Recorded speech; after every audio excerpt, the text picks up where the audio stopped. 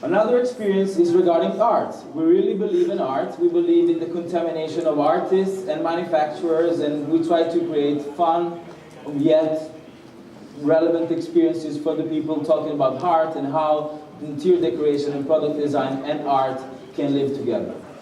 So we call this project Rethinking Revive. There is a chair, an iconic piece in the Natuzzi collection that we launched a few years ago. And we asked to Camille Walala and other performers we went into our London Tottenham Court Road store. We brought those chairs there, we called those artists, we called the people, we opened the door. There was an invite, but we were open to everyone and welcoming people to interact with those artists on the chair. It was something basic, but something which made us closer to you and brought you closer to us and told you a new vision of a brand in a new perspective. We did the same in New York. New York is where the street art was born. So street art for us was something provocative to dive in. And in ICFF, the Design Week in New York last year, we asked some street artists, the one with the graffiti on the street, to do so on our chairs. It was amazing. There was a queue of hundreds of people who wanted to get there and see those crazy people painting on products. We didn't invent the world. I have not been Steve Jobs, know the company. We didn't invent Apple. We just wanted to create experiences with the people, for the people, talk to you, contaminate, do something new, make the brand relevant for you, and either, again, you like it or not, because we have to be very open and democratic, but we wanted to get closer, to show how the brands want to create, to be contaminated with new ideas and new experiences. So again, blending, the DNA, blending different things, blending those together. This is another great experiences that I wanted to bring to your attention.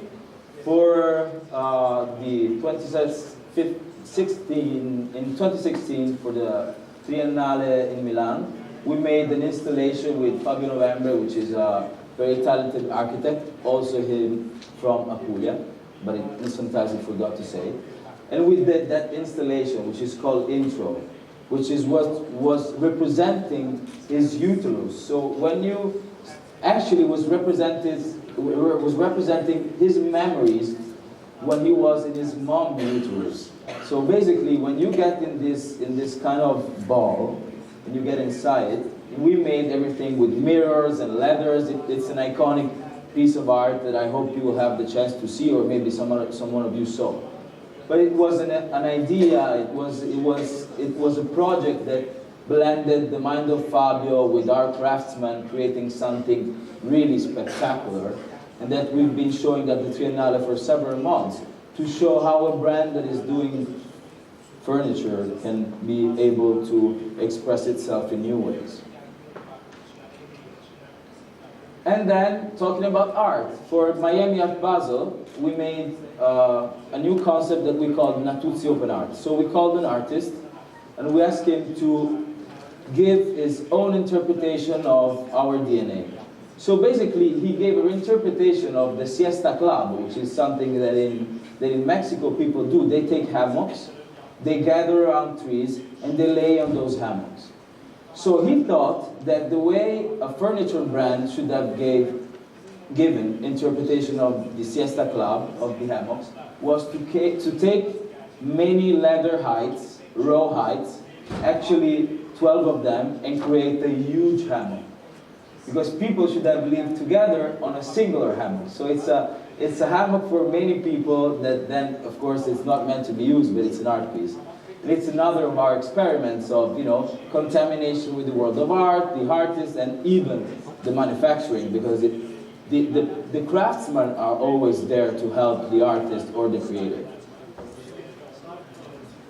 And last but not the least, I know that you are all new talents, students, people who want to learn, to grow, to experiment and see where the world is going and be part of it. So not to be always a company investing on big names, on the most relevant and well-known ones. We went in China.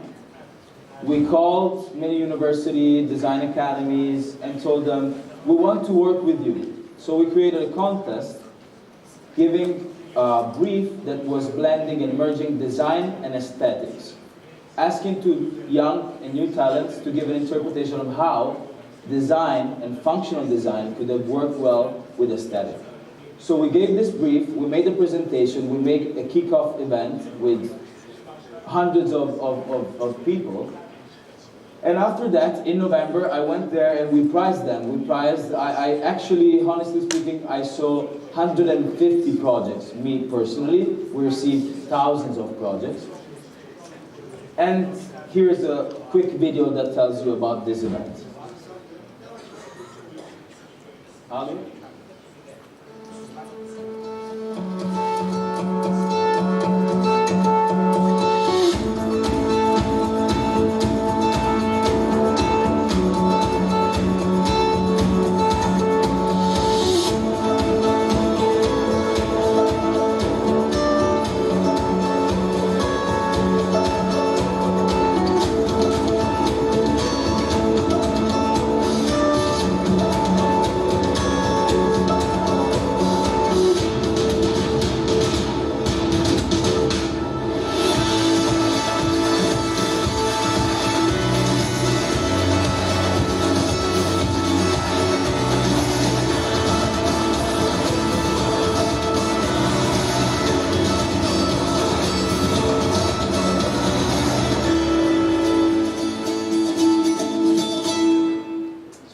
Says you are the harmony maker.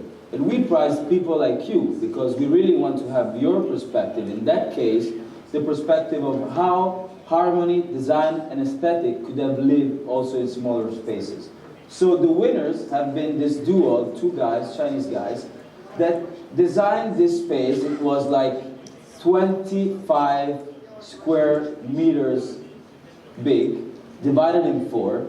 For each space, they created some like cuts on multi-levels where each area was representing different area of your house. So you had a small space for the living room, a small space for the kitchen, but all of them had an interaction of nature because as you see, there are some cuts, like this small tunnel, that represents an iconic tunnel of Chinese landscape where they have a tunnel that they call the moon tunnel. So there was a huge interaction of nature and product and functionality because you had multi-levels for different moments of your day in harmony because colors and products were living together. This was one of the winners. And then they said this other one, this guy really shocked me. So he did a living room where on the top of the room you had some halls that were tapped with plexiglass. So plexiglass is very reflecting and flexible, so that it can really adapt to the floating of water. So on top of it, he filled it with water on high ceiling. So you basically have the sky, you have the water, then glass and the room. So imagine to sleep in that room with all the cuts and the rays of the lights and the colors that gets into your room. It's like living in an aquarium. These are people like you.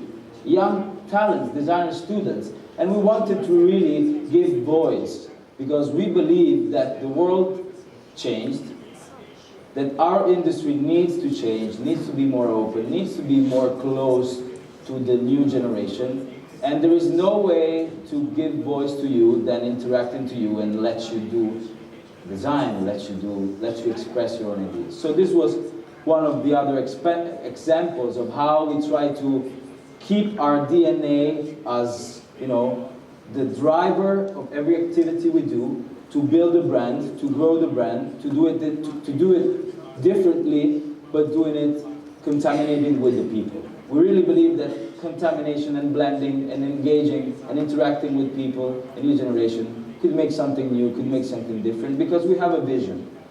We have a vision that we want to dream, believe, and achieve.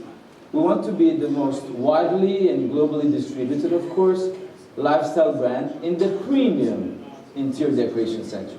We don't want to be luxury. I don't believe in luxury. Luxury is not affordable, and things need to be achievable and affordable. So, as you said, dream, believe, achieve. I hope I will achieve this dream. And this dream is my vision. So everything we are doing is the company vision, is meant to achieve this goal. And an opportunity to do it was being here today, so I thank you for your time. I don't see many of you sleeping, so I maybe have been quite good.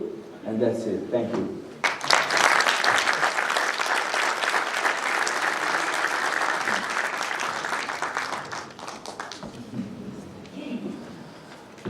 It was very, very interesting. Should we open first the questions, or should because I'm sure there are plenty of questions. No? Somebody wants to ask something? Let's start with the questions, and then I have a few questions. Are you working directly with your father, or? Yes. So you're every day of my life. Yeah. So he's basically telling you what to do, and or like he's your boss? Or he's my boss.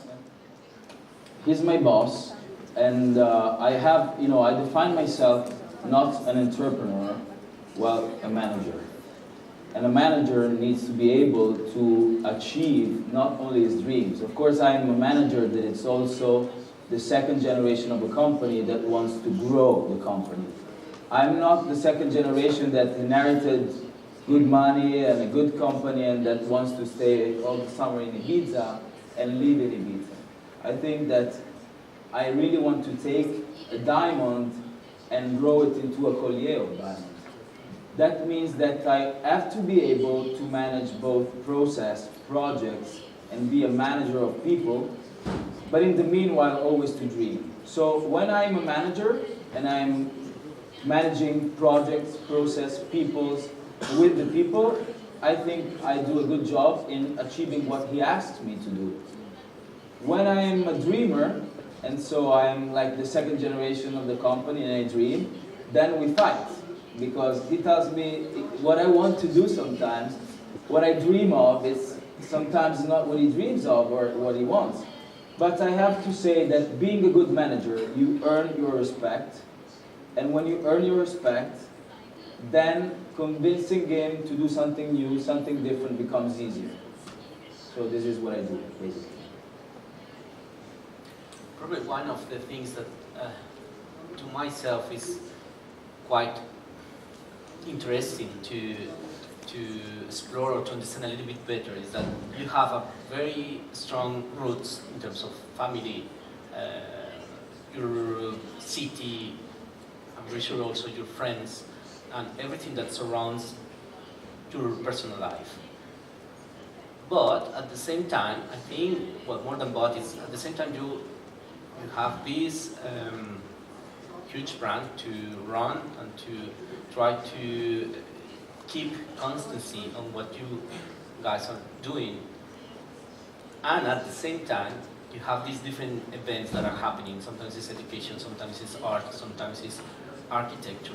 Yeah. So how do you see in the future blending these two or three different ends? Because I think it is very clear that you want to have the concept of family, that the people perceive this concept. How do you see these things merging in the future?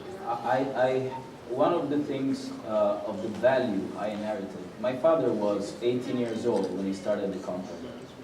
And he was 18, and his three collabs, the people working with him, were 16, 14, can you imagine? They were doing furniture, they were kids.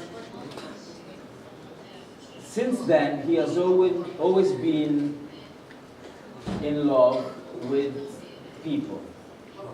In fact, he has a degree at Honorem for education because he has been able to take people, grow people, educate people, and bring them into a company and grow the company thanks to the people. So basically what you say is we have a big family that was there at the beginning, is there now, and needs to be there in the future. So that is something that will never be changed. We believe in being a big company made of people that make everything possible and that keep doing it possible because of them. It's not my company, it's a company that we partially own, but that it's part of those people that makes everything happen. So it's also part of a manager to be able to manage the people, to manage the priorities, and priority is something that I'm fighting with on a daily basis, because priority doesn't mean there are 5 things that I can do, that I may want to do. I do the first 3. Priorities are made of what you don't have to do, and then they tell you what really means a priority for you. So it's a mix of love, of methods, of values, and of visions that drive the DNA, that blends together to build my daily life, my plans in a short term, in a mid-term, and in a long term. Yes, please, Mr. Hussein. Hello, thanks for coming again to our city. As far as I understand, you are marketing your own style rather than just staying behind saying that it's an Italian style. You have your own style. And as far as I understood, because of your scale and your management, you can market it.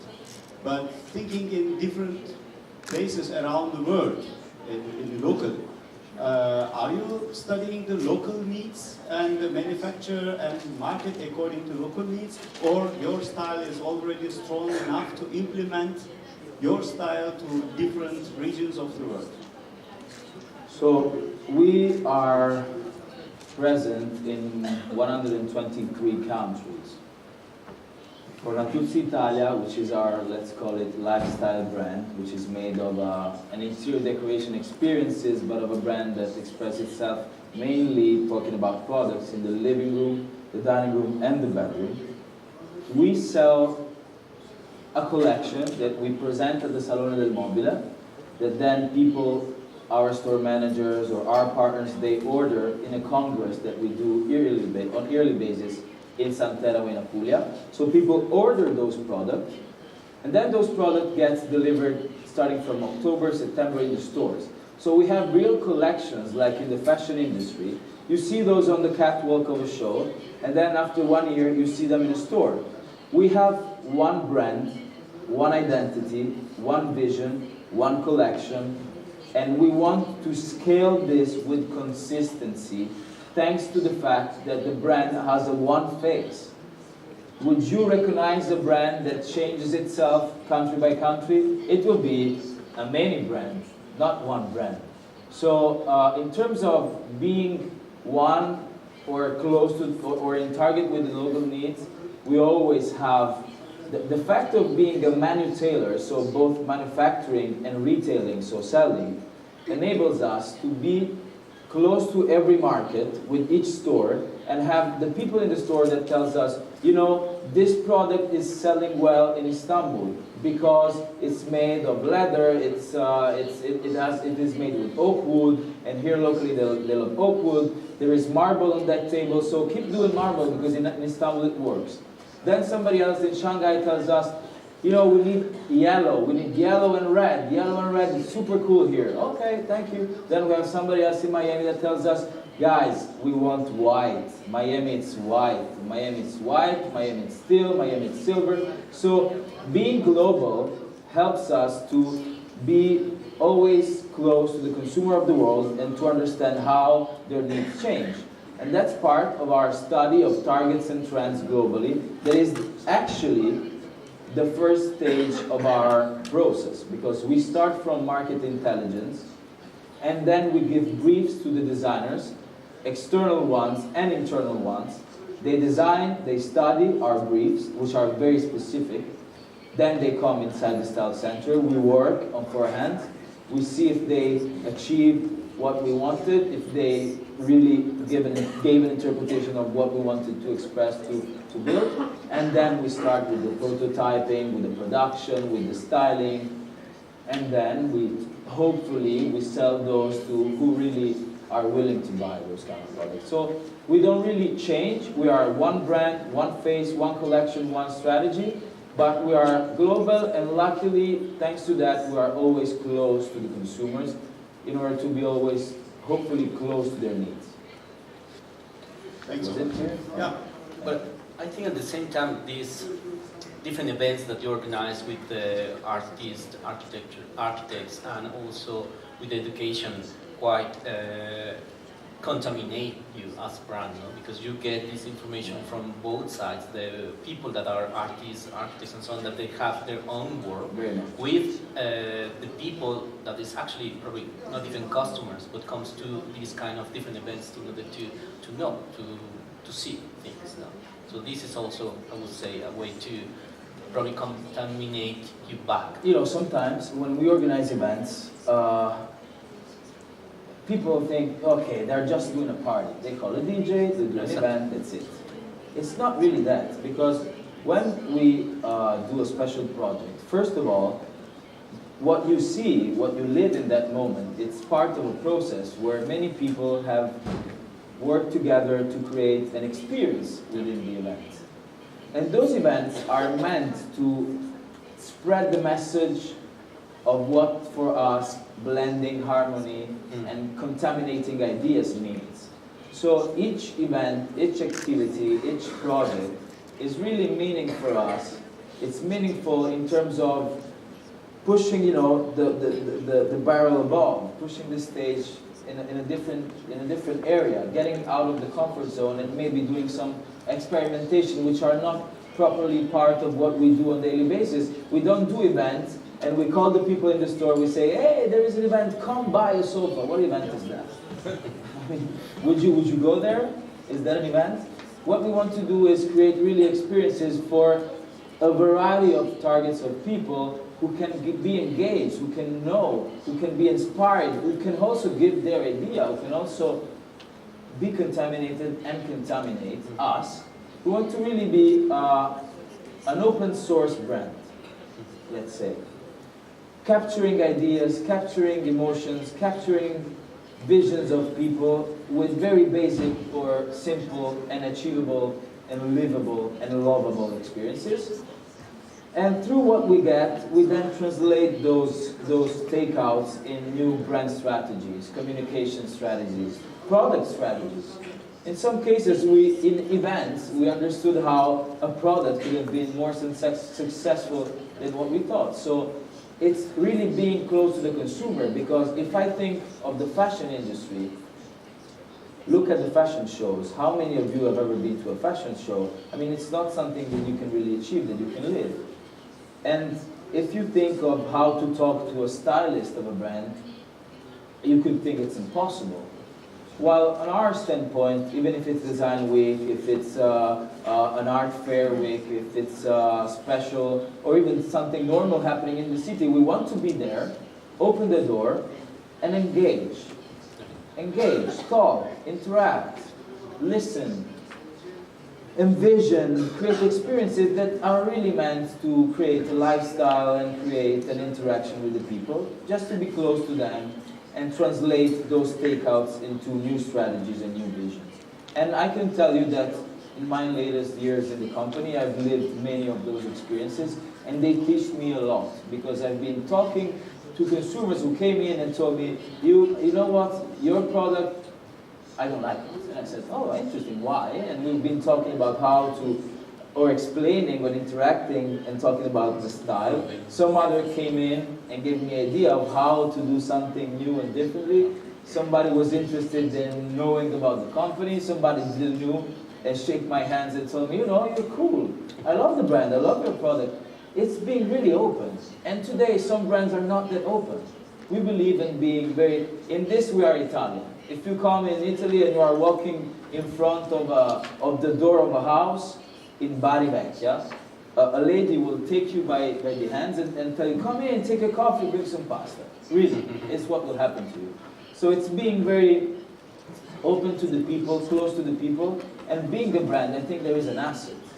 I mean, a brand that opens his hands to the consumers and tells, let's contaminate each other, I think that deserves a level of attention from the consumer that maybe some other who's sitting on the mountain doesn't really care. Thank you for that. Do we have any other questions? 5 minutes. Yes, please. In the back.